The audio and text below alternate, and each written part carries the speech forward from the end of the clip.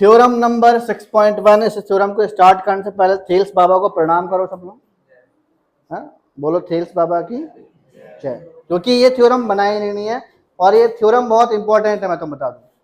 और ये थ्योरम बहुत इंपॉर्टेंट है, बोर्ड एग्जाम में इसके आने के चांसेस बेटा बहुत ज्यादा है इस साल।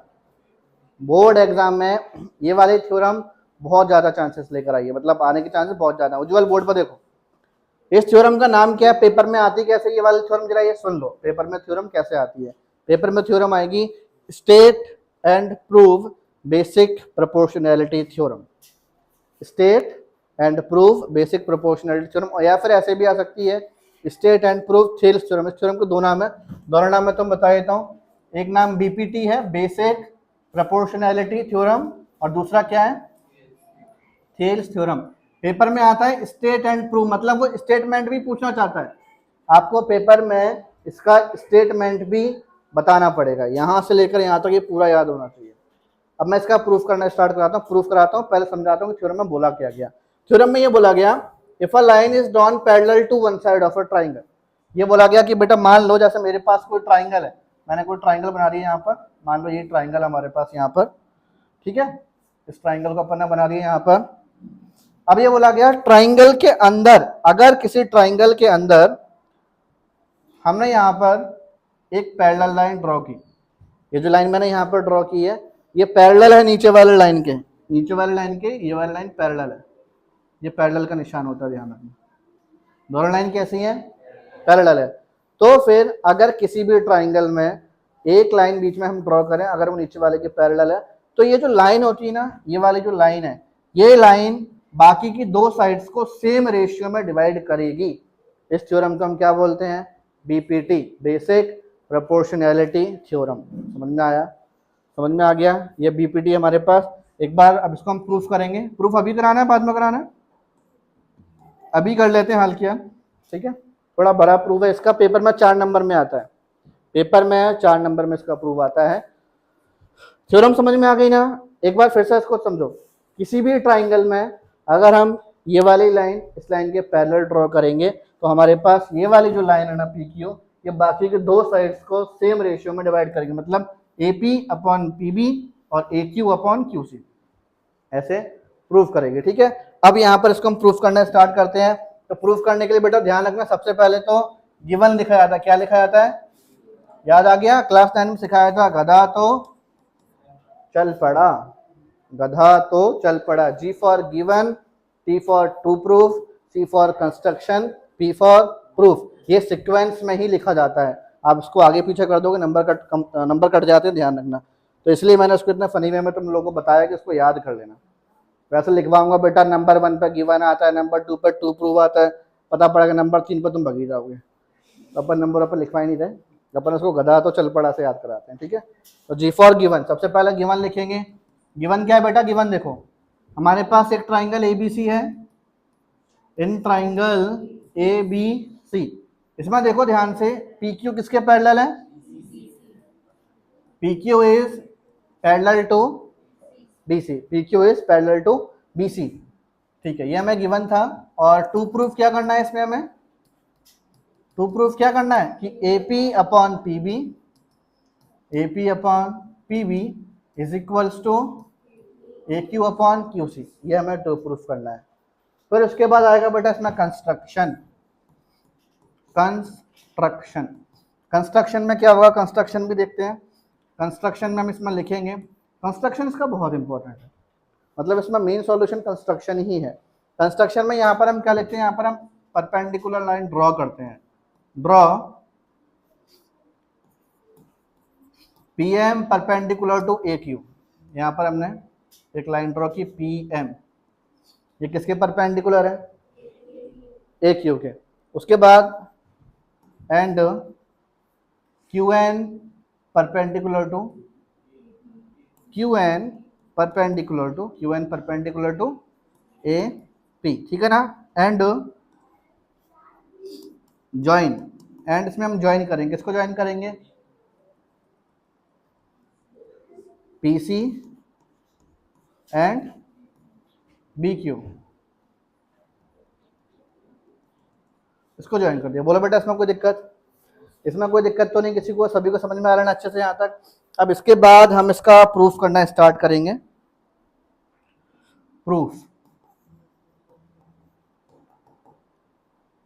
ये कंस्ट्रक्शन हो गया, ये टू प्रूफ हो गया, गिवन हो गया, ठीक है। प्रूफ, प्रूफ में सबसे पहले मैंने आपसे बोला कि यहाँ पर हम एरिया ऑफ ट्राइंगल निकालते हैं। एरिया ऑफ ट्राइंगल का फॉर्मूला सभी को आता है। एरिया ऑफ ट्राइंगल का फॉर्मूला सभी को पता है क्या होता है, ठीक है। तो मैंने यहाँ बोला कि एरिया ऑफ ट्राइंगल,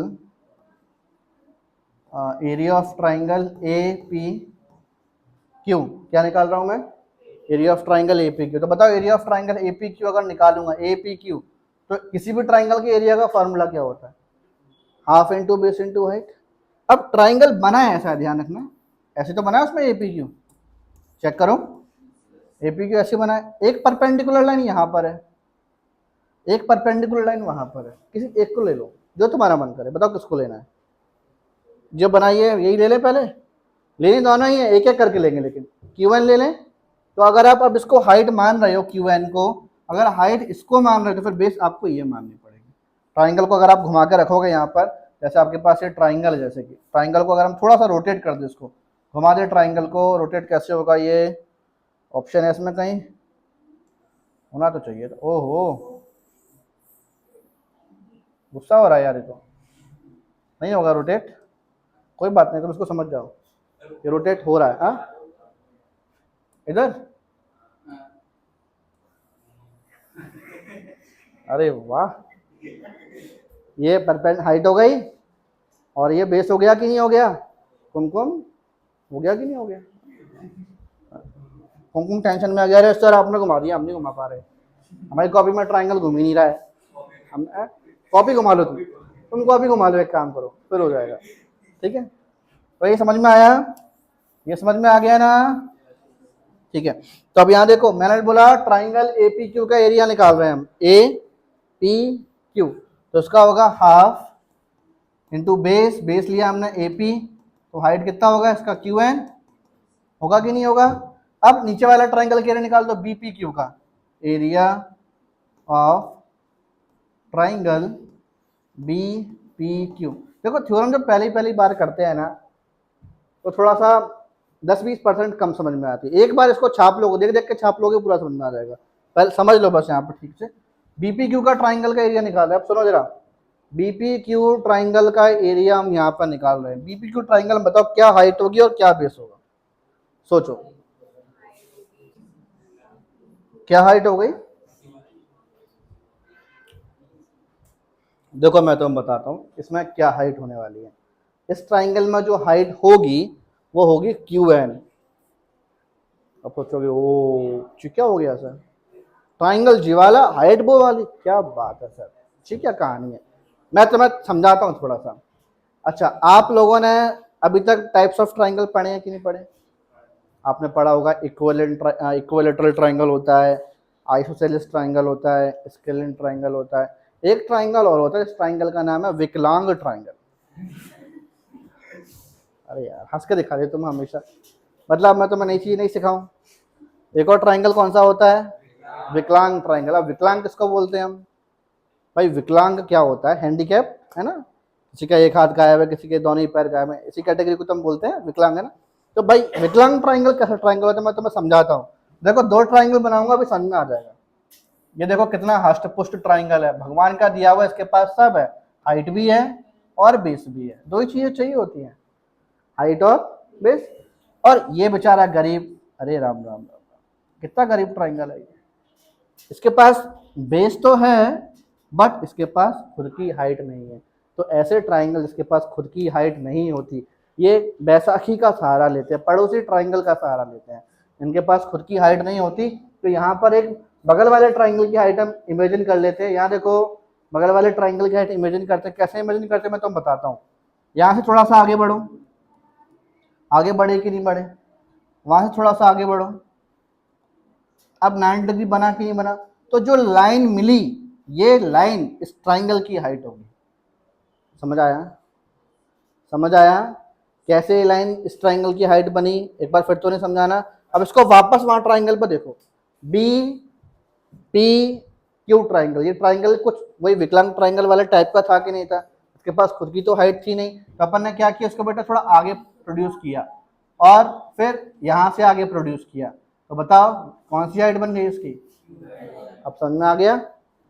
अब समझ में आ गया ना कि इसकी हाइट क्यू एन क्यों हो गई? बेस यही रहेगी, देखना बेस हमारे पास बी पी ही रहेगी। तो हम यहाँ पे फॉर्मूले में लिखेंगे यहाँ पर हाफ इंटू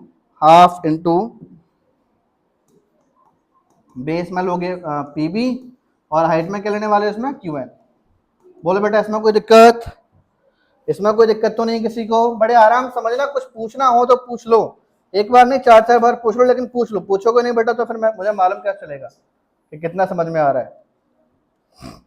आगे बढ़े। बेस बी एन फिर तो आपने डकैती कर दी पकड़ वाला ट्राइंगल करके, सब लूट लाया तुम वहां से। तुम अकेले हाइट चाहिए थी भाई, खाने पीने का काम चलाओ, तुम तो पूरा पूरा घर लूट के ला रहे हो। हाँ बेस आपको यही ले रही है, लुटेरे मत बनो, सभ्य व्यक्ति बनो। बीपी लेंगे हम यहाँ पर। आगे देखो आगे देखो, इनको इक्वेशन नंबर दे दो, इसको इक्वेशन नंबर 1 नाम दिया और इसको इक्वेशन नंबर 2 नाम दे दिया, इक्वेशन 1 और इक्वेशन नंबर 2, ठीक है ना। अब आगे देखो यहाँ पर, अब दोनों इक्वेशन को हम डिवाइड करेंगे, dividing equation first and second, dividing equation first and second, first और सेकेंड इक्वेशन को यहाँ पर डिवाइड करेंगे। जब दोनों इक्वेशन को डिवाइड करेंगे तो एलएचएस से एलएचएस डिवाइड होगा और आरएचएस से आरएचएस। अब यहाँ लिखा हुआ एरिया ऑफ ट्राइंगल एपीक्यू, इसको शॉर्ट में लिखना है ऐसे, एरिया ऑफ एपीक्यू ऐसे शॉर्ट में लिखा जाता है, और area of BPQ is equals to में ये पूरा हो जाएगा half into AP into Q N, और उसके बाद half into PB into Q N. अब आगे देखो ध्यान से, हाफ ने हाफ को निपटा दिया और क्यू एन ने क्यू एन को निपटा दिया, तो हमारे पास बचा क्या? एरिया ऑफ एपी क्यू और area of BP Q is equals to AP upon PB. इसको इक्वेशन नंबर 3 नाम दे दो। बोलो कोई दिक्कत? और ये बड़े काम की इक्वेशन, आगे चल के इसका बहुत ज़्यादा यूज होने वाला है। बोलो इसमें कोई दिक्कत है क्या? यहाँ तक समझ में आया सभी को? यहाँ तक समझ में आया, ठीक है। अब अगेन फिर से अब हम यहाँ पे क्या करेंगे, फिर से मैं ऐसे 2 ट्राइंगल के एरिया निकालने वाला हूँ। आप चाहो तो डायरेक्टली भी डिवाइड करके लिख सकते थे, जैसे भाई मैं यहाँ पे अगेन में लिखने वाला हूँ। यहाँ पर मैं लिखूंगा area of triangle एपीक्यू upon area of triangle PQC, area of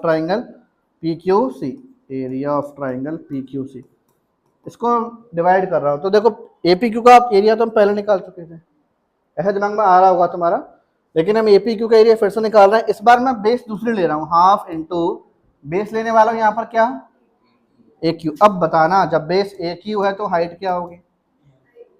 क्या होगा? प्रधानमंत्री, पीएम। चलो ठीक है, पीक्यूसी पे आ गए, पीक्यूसी पर। अब देखता हूं कि बेटा पहले कितना समझ में आया, 10% 20% कितना समझ में आया मालूम चलेगा अभी। पीक्यूसी ट्राइंगल में हम आ चुके हैं, हाफ इंटू बेस कितना है इसमें हमारे पास क्यूसी, तो हाइट कितना लोगे? आए हाय, अब समझ में आया अब समझ में कि नहीं आया? समझ में आया कि कैसे हमने इसकी हाइट ली? हाफ ने हाफ को उड़ा दिया, लो पीएम ने पीएम को मार दिया, लो पीएम ने पीएम को मार दिया, ये तो मूवी जैसा सीन हो गया। बचा क्या हमारे पास? Area of triangle A P Q upon area of triangle P Q C is equals to A Q upon Q C. ये हमारे पास इक्वेशन नंबर 4 हो गई। अब मेरी बात सुनना, क्लास 9th में बेटा तुम लोगों के साथ बहुत बुरा हुआ है, मालूम क्यों बहुत बुरा हुआ है? एक पूरा का पूरा चैप्टर ही डिलीट हो गया, areas of parallelogram and triangle. पुरानी बुक अगर क्लास 9 की देखी होगी तुम लोगों, उसमें चैप्टर 9 था, उस चैप्टर में एक थ्योरम थी और वो थ्योरम बहुत इंपॉर्टेंट थी।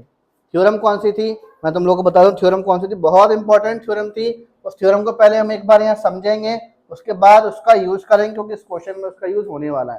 थ्योरम कौन सी जरा सुनो, 2 ट्राइंगल्स ऐसे लिखेंगे हम पहले, वी नो झूठ झूठ मूठ बोलना पड़ रहा है बेटा, मुझे मालूम है तुम जानते तो कुछ हो ही नहीं, फिर भी लिखना पड़ रहा है। अपन क्या लिख रहे हैं? ठीक, क्या हो रहा है बे? हाँ, we know two triangles are on the same base, are on the same base and between same parallels are equal in area, are equal in area। बहुत ध्यान से समझना, अगर कभी भी दो ट्राइंगल है, उनकी बेस सेम है और वो दोनों ट्राइंगल दो पैरेलल लाइन के बीच में बन रहे हैं, तो उन ट्राइंगल का एरिया भी कैसा होगा? समझो जरा ध्यान से। ये मैंने बोला दो पैरेलल लाइन है, क्या है? यहां मैं दो ट्राइंगल बना रहा हूं। दो ट्राइंगल कौन कौन से? एक ट्राइंगल ए बी सी और एक ट्राइंगल बना रहा हूं, कलर चेंज करते हैं तब थोड़ा अच्छे से समझ में आएगा। एक ट्राइंगल और बना रहे हैं हम यहाँ पर, ये वाला ट्राइंगल बनाते हैं यहाँ पर एम बी सी। तो दो ट्राइंगल कौन कौन से देखो जरा, एक ट्राइंगल तो ए बी सी हो गया और एक ट्राइंगल, दोनों ट्राइंगल दो पैरेलल लाइन के बीच में बन रहे हैं, दोनों में एक बेस बीसी और बीसी सेम आ रहा है कि नहीं आ रहा? अगर ऐसा होता है तो इसका मतलब समझ जाना कि दो ट्राइंगल जो बने यहाँ पर ए बी सी और एम बी सी, इनका एरिया भी कैसा होगा? एरिया भी कैसा होगा? इक्वल। ये चीज समझ में आ गई कि नहीं आ गई?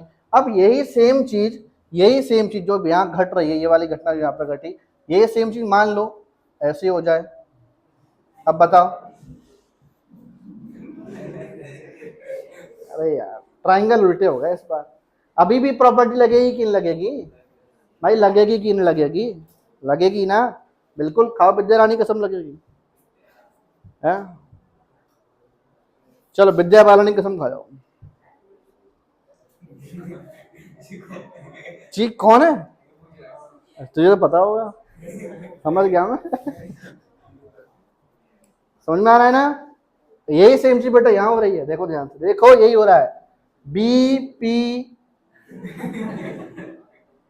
वेट यार, वेट वेट, बी ये वाला ट्राइंगल देखो और ये वाला ट्राइंगल देखो, दोनों में ये वाली बेस सेम है कि नहीं है? और दोनों पैरेलल लाइन के बीच में बन रही है कि नहीं बन रही है? तो इनका एरिया कैसा होगा? एरिया कैसा होगा? अबे सेम होगा कि नहीं होगा? होगा कि नहीं होगा? बिल्कुल होगा। तो हम यहाँ लिखेंगे therefore area of triangle B P Q, area of triangle B P Q is equals to area of triangle P Q C. होगा ना? अब यहां देखो, फ्रॉम इक्वेशन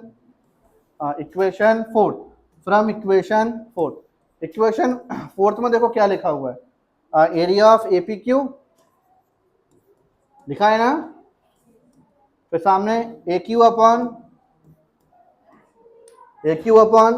क्यू सी, ये भी लिखा हुआ है कि नहीं लिखा हुआ है? ठीक है। उसके बाद अपॉन में देखना ध्यान से, area of P Q C लिखा हुआ था। क्या मैं बेटा पी क्यू सी की जगह पर ये बी पी क्यू लिख सकता हूँ? क्यों लिख सकता हूँ ना, area of B P Q. इसको इक्वेशन नंबर 5 दे दिया। कौन सी इक्वेशन है ये? अब सुनो, in view of third and fifth equation, तीसरी इक्वेशन और पांचवी इक्वेशन को मद्देनजर रखते हुए अदालत ये फैसला सुनाती है कि AP upon PB is equals to AQ upon QC हो जाएगा। और हमारा प्रूफ थोड़ा बड़ा था कि नहीं था बेटा? 4 नंबर का क्वेश्चन है ये। थ्योरम जो है 4 नंबर में आती है, इससे कम तो आती नहीं है कभी। किस्मत अच्छी तो 5 में भी आ सकती है, 4 में तो आती है। एक बार मैं इसको फिर से थोड़ा सा समझा रहा हूँ, समझना बेटा ध्यान से। सबसे पहले तो ये थ्योरम बनाई किसने? कुछ बच्चे सोच रहे हैं मिल तो जाए सामने, एक बार टैटू ही दबाया मैंने इनका, ऐसा तो नहीं सोच रहा कोई? हाँ, तो देखो थ्योरम में ये बोला गया, किसी भी ट्राइंगल में अगर ये लाइन इस लाइन के पैरेलल है तो इस लाइन ने, ये जो लाइन है बीच में पी क्यू, इस लाइन ने हमारे इस ट्राइंगल की बाकी की दो लाइनों को सेम रेशियो में क्या किया होगा, सेम रेशियो में क्या किया होगा, डिवाइड किया होगा। मतलब हमें प्रूफ करना है AP upon PB is equal to AQ upon QC। बड़ी सिंपल सी प्रोसेस है इसकी, कुछ नहीं करना होता। इस साइड के पहले दो ट्राइंगल ले लो, एक बार उस साइड के दो ट्राइंगल ले लो, उसके बाद ये वाले थ्योरम का यूज कर दो और प्रूफ कर दो। करोगे ना एक आध दो बार, बड़ा आसान लगेगा ये। अभी तुमने पहली बार किया है, 2 4 6 8 दिन बाद बोलोगे सर टेस्ट में सर यही दिया करो सर प्लीज, सर टेस्ट में कुछ दो चाहे मत दो, चैप्टर 6 का जब भी ट्राइंगल हो ये दे दिया करो, क्योंकि ये तुम्हें बुरी तरह रटने वाली है। कुछ टाइम बाद तुम्हें सब कुछ याद होगा। इस सपनों में तुम छोड़ो किसी और के बारे में सपने देखोगे, तुम सपने में ये बाबा जी आया करेंगे, हैं? ठीक है, ठीक है ना? आगे चलें, आगे चलें। हाँ, अब बेटा ये मत सोचना कि बाबा जी यहीं तक कंट्रोल में थे, बाबा जी ने आगे भी रायता फैलाया है।